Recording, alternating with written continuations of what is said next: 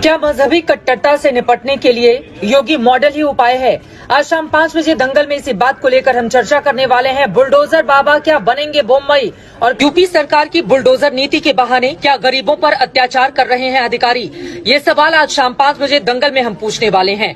मौत की आग बुलडोजर पर दाग, सवाल इसलिए क्योंकि यूपी के सीएम योगी आदित्यनाथ की ओर से कहा गया था अगर कोई व्यक्ति अनारक्षित श्रेणी में आता है और उसको हटाने का काम अधिकारी तब तक नहीं करेंगे जब तक उसको मकान मुहैया नहीं करा दिया जाता। उसके बावजूद कानपुर देहात से विचलित करने वाली तस्वीरें सामने आई हैं। मां बेटी जिंदा। तो आपने सुना चित्रा त्रिपाठी को, और इसी तरह का रवैया तमाम जर्नलिस्ट का है, तमाम एंकर का है। ट्विटर पर लगातार सबके ट्वीट आ रहे हैं। सवाल यह है कि जब मुसलमानों के घरों पर बुलडोज़र चलता है तो ये लोग खामोश नहीं रहते बल्कि जश्न मनाते हैं, उसको सही ठहराते हैं। उस वक्त इनकी समझ में बात नहीं आती है कि मुसलमानों के पास मुकम्मल सबूत था, परमिशन लेकर घर बनाई गई थी, नक्शा पास किया हुआ था, अपनी ख़रीदी हुई ज़मीन थी, कोई इलीगल कब्ज़ा नहीं था। उसके बावजूद कोई ना कोई बहाना बनाकर उसको बुलडोज़ कर दिया जाता है। और दूसरी तरफ जो लोग कब्ज़ा करके रहते उनके घरों पर बुलडोज़र चला जाता है।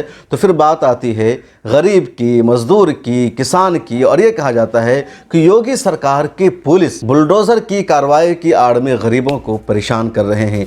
ये जो दोहरा रवैया है एंकरों का, गोदी मीडिया के जर्नलिस्टों का, बेहद शर्मनाक है और ये लोग अब खुद एक्सपोज होते जा रहे हैं। इस वीडियो में इतना ही। अगर आप यूट्यूब पर देख रहे हैं तो चैनल को सब्सक्राइब करें, फेसबुक पर देख रहे हैं तो पेज को फॉलो करें।